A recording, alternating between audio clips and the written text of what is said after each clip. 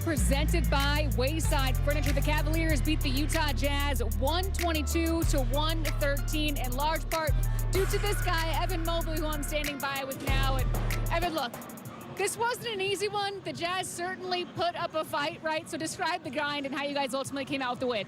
Yeah, I feel like we started off good. Started the first half good, and we were playing the right defense, burning the white ray. And then third quarter, we was trying to let it slip, and we got to do a better job with that. We can't have those slips and let them back in the game like that. But fourth quarter, we turned it back on and ended up getting the dub. You guys found success in the paint tonight, you individually and as a team, season high in points in the paint. What do you feel like you found there when the three-point shot as a team wasn't falling? Yeah, they didn't really have a big out there, so it's my game. I had to dominate the paint, and that's what I tried to do tonight. The guys were feeding me tonight.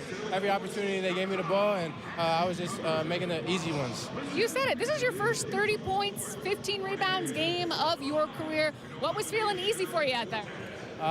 Just getting to my spots, setting good screens and slipping out, and from there they didn't really have a second line after that, and I just finished strong. You said guys were feeding you. One of those guys was obviously James Harden. It felt like it was hard to Mobley all night long. He finished with 14 assists, and 7 of those came to you. What's it like continuing just to get to know how he likes to play? Yeah, I mean, he's a great passer, so you got to expect the ball at any point, and he was just throwing great passes to me all night. Sneaky ones behind the defense, and from there I'm in the paint and just laid it in. Lastly, Evan, this isn't an easy road trip. You take on the Lakers tomorrow after traveling tonight. What do you want to clean up before you take on LA tomorrow? Just play a full game. We know tomorrow is going to be even more of a challenge, so we got to be locked in the entire game, and you can't have those slips like we did today. And main thing is just defense, keeping our defense strong throughout the whole entire game. Appreciate you. Yeah, appreciate it. Hoping to draw it up on the pregame show. I believe you and I were both open for a blowout, but hey, at the end of the day, it's not easy to win in this league, and the Cavaliers figured out how to do it. Yeah, especially on the road, and yeah, it went extended. I was hoping we could get guys some rest before we roll into LA late tonight, but you know, the Jazz played a formidable brand of basketball tonight. They made a lot of shots, put a lot of pressure on us, made us respond, but we did respond. That's the most important thing, and really fought out. It was a hard-fought basketball game, went right down the last couple of minutes. Good win for the Cavaliers. We need to win these games. No matter how you do it, a win is a win is a win. On the road, it's difficult.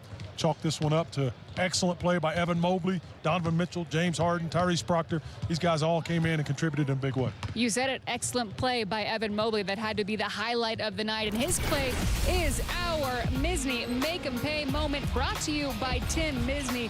Evan Mobley, just a beast in the paint, Brad. He finished with 34. I know you love that those were all in the paint. He didn't even attempt a three-point shot. 17 rebounds. How impressed were you with him? I mean, I love it. I don't agree with the national media and all these experts about Evan Mobley taking this next step by shooting threes. I want to see Evan Mobley do this. When he does this, he is absolutely one of a kind. He is dominant, and as he goes this way, it makes us a more aggressive basketball team, and the reliability of Evan Mobley changes everything offensively. And as we get to the playoffs, it gets tighter. They're going to have to collapse on him. Now you got James Harden. Now you got Donovan Mitchell. Now you got Sam Merrill with space to shoot the basketball. So huge night for Evan. Very dominant night for him. Did a great job. James Harden also with a huge night, Brad. I mean, he just continues to facilitate. But hey, you know who can actually chat with us about James Harden? Yeah. The one and only Tyrese Proctor, the Rook, who's standing by with us. Thanks for coming out to join us on the post-game show. Look, we were just chatting about wins aren't always easy in this league, and sometimes you just got to grind it out and find a way. What did you guys have to find a way out there tonight? Yeah, definitely had to grind it out. I mean, we shot 18% from 3, so I think that tells the story right there. But I think just the way we guarded, we realized Ev had it going early, and I think, you know, we just kept finding him, and he was on kill mode all night. You know, Tyrese, the past few games, you're starting to work yourself back into the rotation, back into the lineup. You're playing some solid minutes. What have you learned while you've not been able to get into the rotation? You've been working hard on your game, but you're back. What have you learned watching this basketball game? I think, obviously, you know, being at home for 2 weeks or however long it was, all the little details, just trying to find ways to make it easy for, you know, the main guys on the floor, Don, James, Ev, J.A., just, you know, trying to do little things that'll make it easier for them, but also our team. Get the ball moving, obviously guard on defensive end, and just trying to impact winning any way I can.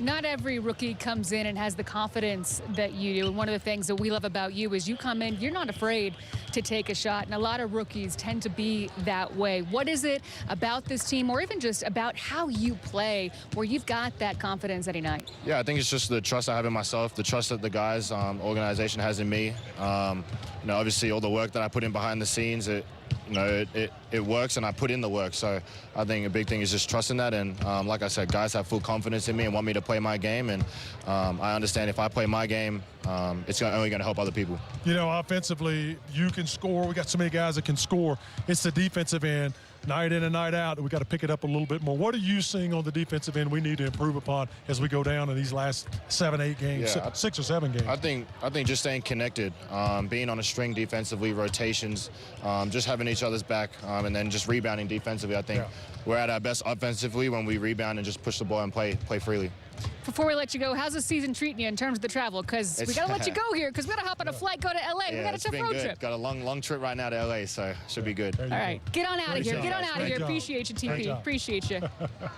What's great about Tyrese is he comes in first half, 6 minutes, and he has a big impact. And a lot of that is also due to guys like James Harden, who have the confidence in a rookie where he's letting him play his game. Yeah, James Harden, Donovan Mitchell. We heard Kenny Atkinson in the pregame talk about the confidence he has in Thomas Bryant and the Tyrese Proctor and Naquan Tomlin. So these guys have earned their opportunities. Tyrese has earned his opportunity. So when he stepped into the spotlight, these guys are going to trust him, and it's all about trust and communication. Yeah, you're talking about Donovan Mitchell. Time to revisit our FanDuel same game parlay from pregame. Donovan Mitchell certainly hit the over on that one, 37.5.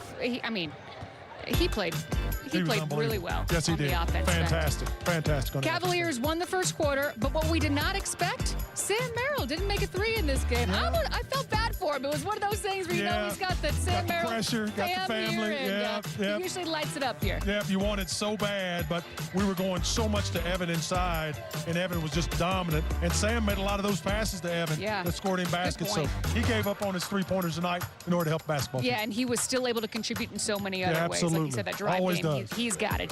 Most important thing, Cavaliers. Those stats, it's hard. So I give our guys a lot of credit that, especially James and Donovan, where they saw where our advantage was. With Evan, I think in the beginning we would have stopped, jacking threes and taking more threes, and we decided, okay, tonight's not our night from 3.